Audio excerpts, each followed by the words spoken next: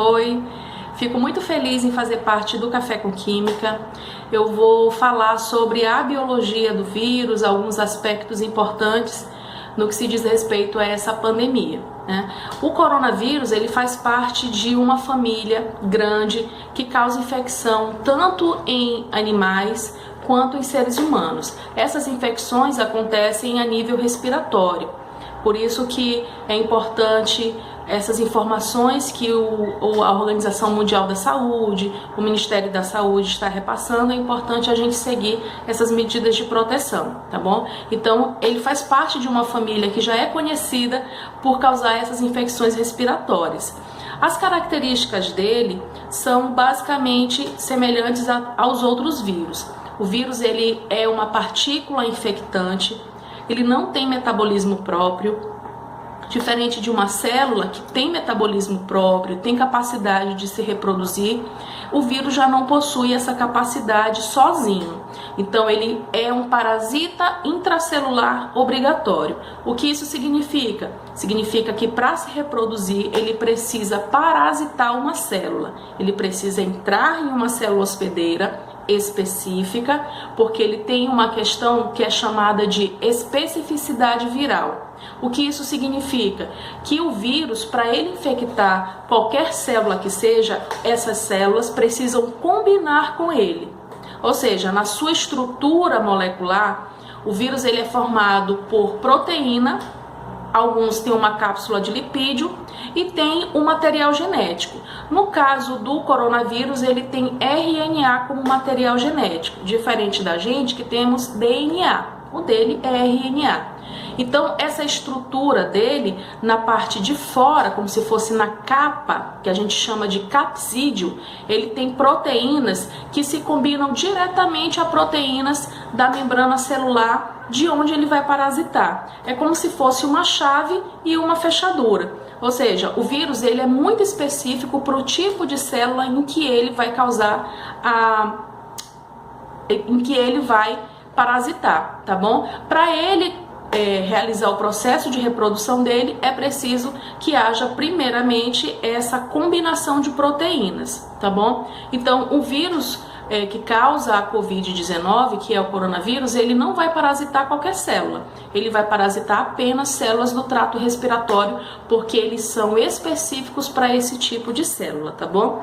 Ele é um vírus de RNA, como eu já falei, só que ele tem as suas particularidades. Por exemplo, existem 3 tipos de vírus. Aqueles vírus, 4 tipos de vírus. Vírus de DNA, vírus de RNA positivo, vírus de RNA negativo e retrovírus. Eu vou falar especificamente sobre o coronavírus. Então, ele é um tipo de vírus de RNA positivo. Significa dizer que quando ele entra em uma célula, quando ele parasita essa célula, ele vai comandar diretamente a produção de novos vírus, porque o RNA dele comanda a produção de proteínas. O RNA comanda o núcleo celular daquela célula parasitada e faz com que ela não produza mais absolutamente nada para ela. Ele vai utilizar todo esse maquinário em prol dele. Ele é um pirata celular, né? É como a gente chama, ele chega, se instala e acaba dominando aquela célula de tal forma que ela vai trabalhar apenas para produzir novas estruturas virais, que basicamente é o quê? Proteína e o material genético. Então ela vai ser comandada a produzir novas proteínas em uma quantidade tão grande e essas proteínas vão se encaixando e formando novos vírus dentro da célula. Chega um determinado momento que essa célula tem tantos vírus que ela rompe, que ela morre. Então o vírus ele tem esse ciclo que é chamado de ciclo lítico, no qual a célula rompe no final da produção dos novos vírus. Existe uma outra forma de reprodução viral que é provavelmente o caso de pessoas que não manifestam os sintomas, que é chamado de ciclo lisogênico, no qual o vírus ele não mata a célula hospedeira, ele não comanda a produção de novos vírus, mas ele fica ali. incubado, ele fica esperando o melhor momento para poder atuar. Provavelmente, em um momento em que a imunidade da pessoa caia, esse vírus começa o comando da produção de novos vírus, e aí sim vai acontecer o ciclo lítico. Então são duas formas de reprodução do vírus. Uma em que a célula morre no final, que é o lítico, e a outra em que a célula não morre no final, mas ela acaba reservando o material genético do vírus para quando ele precisar, ele mandar esse comando para o núcleo celular e falar assim, ó, produz mais vírus porque a imunidade do hospedeiro baixou e eu estou precisando de novos vírus para atuar. Então são essas duas formas em que o vírus vai se reproduzir no corpo humano. Uma grande semelhança desse tipo de reprodução viral é no caso da AIDS. Pessoas que têm o vírus da AIDS e que não manifestam os sintomas, elas têm o ciclo lisogênico do vírus no seu organismo, ou seja, eles não matam a célula hospedeira, eles ficam ali quietinhos, paradinhos, eles não vão demonstrar o sintoma. Já a pessoa que tem o vírus da AIDS e que mantém os sintomas, né, que tem todos aqueles sintomas característicos do vírus da AIDS, tem o ciclo lítico, porque o vírus acaba matando a célula hospedeira. Então, quando o vírus ele sofre, ele causa todo esse metabolismo na célula, que ele mata a célula hospedeira, ele causa mais danos para a pessoa. Por isso que alguns grupos de risco acabam vindo a falecer, porque não conseguem suportar todo esse metabolismo celular, toda essa questão de células rompendo, produção de novos vírus, infeccionando as áreas que já eu falo mais a respeito. Eu gostaria de falar com vocês agora sobre uma questão que é relacionada a vírus, que é saúde pública, mas que tem muita coisa a ver com a questão ambiental. Qual é a relação de um vírus que ataca o sistema respiratório com a questão ambiental? Esse vírus, o corona, ele é um vírus considerado zoonótico. O que isso significa? Significa dizer que é um vírus que foi transmitido ao ser humano através de um animal.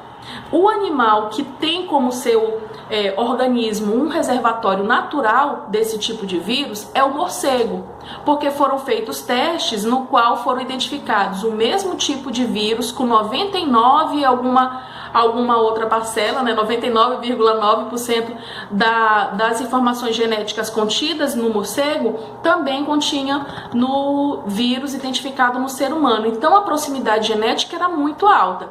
Logo deduziu-se que esse vírus, o seu hospedeiro, o seu reservatório natural era o morcego. Mas esse vírus do morcego não era totalmente compatível com o ser humano, ele não podia passar do morcego diretamente para o ser humano. Então como foi que ele passou? Precisou de um hospedeiro intermediário, que provavelmente acredita-se ter sido o pangolim, que é uma espécie de mamífero. Lembrando que morcego também é mamífero. Então o que aconteceu? No mercado de animais vivos, lá da província de Wuhan, na China, eles mantêm esses animais todos confinados em um ambiente muito próximo um do outro. A jaula de um pangolim fica aqui, a jaula de uma ave fica aqui, aí já fica um porco, já fica um outro animal muito próximo. Então, esses vírus, essas bactérias, esses micro-organismos acabam se intercomunicando, sendo trocados de animais para animais. Nesse processo pode acontecer o quê? Uma mutação genética. Mutação genética é uma alteração no código genético que pode causar aí alguns problemas futuros. Não para o animal. O animal é o seu hospedeiro natural, então ele não tem nenhum desses sintomas. Mas se esse vírus sofre uma mutação no qual consegue passar essa doença para o ser humano, esse é o grande problema, que foi exatamente isso que aconteceu. Esse vírus sofreu uma mutação no seu código genético, conseguiu se adaptar e fazer essa infecção na célula humana. E aí aconteceu o processo de infecção de várias pessoas, como ninguém se sabia exatamente qual era o tipo de doença, como que se transmitia, acabou se transmitindo muito rapidamente. Outro fator que levou a esse quadro de pandemia muito rapidamente foi a questão dele ter um longo período de incubação de 14 dias. Durante 14 dias, o vírus pode ficar incubado, pode ficar em latência, paradinho, quietinho, porém, se a pessoa estiver contaminada e sair, manter contato próximo com outras pessoas, ela vai poder transmitir esse vírus sim, porque ele está lá naquele processo de ciclo lisogênico, ele está quietinho, mas no momento em que ele acha necessário, ele vai fazer aí a reprodução dele, vai fazer o comando de produção de novos vírus, tá? Então, essa questão ambiental, ela é importante ser discutida porque o homem está avançando em direção às florestas, está destruindo o ambiente natural, as áreas de preservação. Então, os animais, eles estão tendo mais contato com os seres humanos do que há décadas atrás. Logo, esses vírus que antes tinham seus hospedeiros naturais nos animais, começam a migrar entre as populações, entre a comunidade animal, entre a comunidade humana. Nos animais não faz mal nenhum, mas para a gente acaba podendo causar alguns danos, tá? Então essa questão ambiental ela é importante ser discutida. Outros vírus podem ser descobertos, porque a tecnologia, a urbanização, a industrialização, ela avança em direção ao meio ambiente, ela avança em direção às florestas, que são áreas que ainda podem ser industrializadas, que podem ser urbanizadas, só que a gente não pode esquecer que são áreas que precisam ser preservadas pelo seu caráter biológico, pelo seu caráter de biodiversidade, tanto fauna quanto flora, mas também para ter uma questão de cuidado, porque é muito provável que ocorram outros vírus zoonóticos, talvez até mais letais que esse. Esse vírus ele tem uma letalidade relativamente baixa, mas ele tem uma taxa de contaminação altíssima, né? Existem grupos de risco que são mais propícios a desenvolver os sintomas mais severos, que é a falta de ar, que precisa ir para ventilação mecânica. Mas a gente não pode esquecer que existem pessoas que são completamente saudáveis e que também conseguiram aí entrar nesse quadro mais severo, que é essa grande falta de ar, tá bom? Então, vamos ter mais cuidado com a questão ambiental, principalmente as indústrias.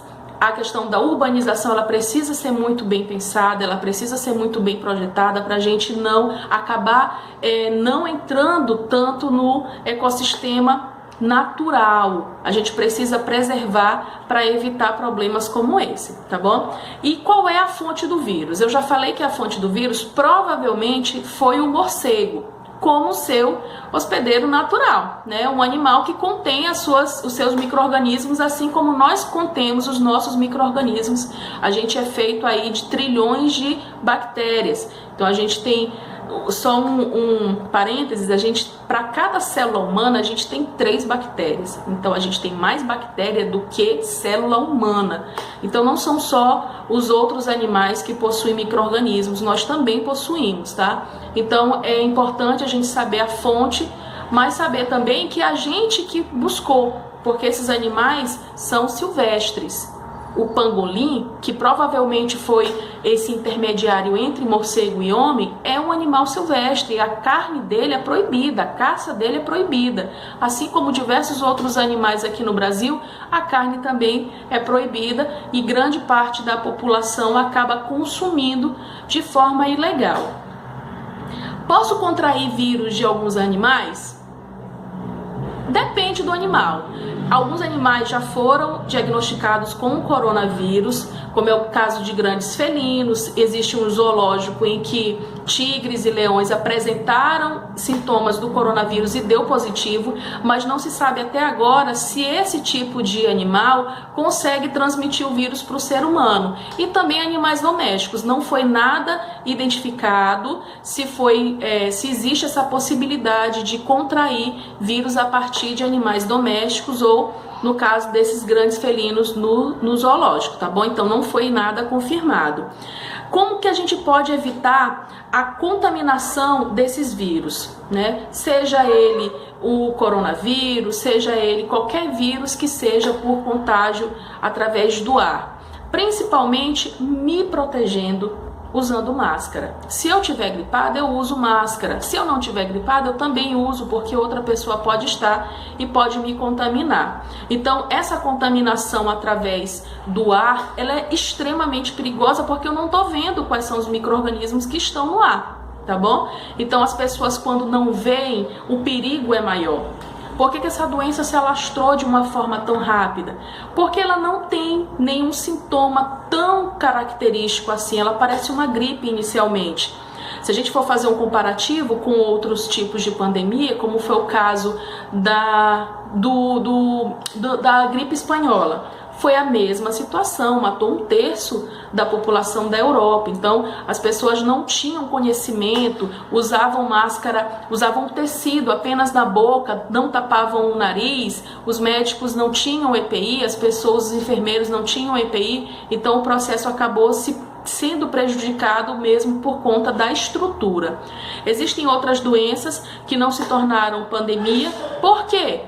Porque se a letalidade era maior, como é o caso do ebola. O ebola tinha uma letalidade altamente maior, muito maior do que o coronavírus. E por que não se tornou uma pandemia? Porque o ebola mostrava logo quais eram os sintomas, que eram feridas na pele, eram feridas com pus. Então a pessoa acabava sendo isolada com maior rapidez. Diferente do coronavírus, que a pessoa fica gripada no início, um mal-estar, não sabe se está com corona, talvez esteja apenas com resfriado e continua a sua rotina normal. Então isso faz com que a doença se espalhe de uma forma mais rápida, porque os sintomas, os sinais não são tão fortes quanto outras doenças que foram mais letais, né? Fora que as pessoas tem uma dificuldade em assimilar essas informações. A informação ela precisa ser clara para todo tipo de pessoa, daquela pessoa que tem um grau de instrução mais elevado, para aquela pessoa que nunca foi à escola. As pessoas estão confusas. Então é importante você que sabe um pouquinho mais passar essa informação adiante, passar a informação na sua família. Se a sua família não está se protegendo, passe a informação para ela. É nosso dever como cidadão passar essas informações adiante. Conhecimento é para a gente passar adiante, não é para a gente ficar guardado para si, ok? Então a gente tem. Então é isso, pessoal. Espero ter tirado algumas dúvidas, repassado algumas informações importantes a respeito das características dos vírus. E espero que a gente passe por essa pandemia e que não venham outras e que a gente tenha mais consciência ambiental para que evite alguns problemas semelhantes a esse. Tchau, tchau!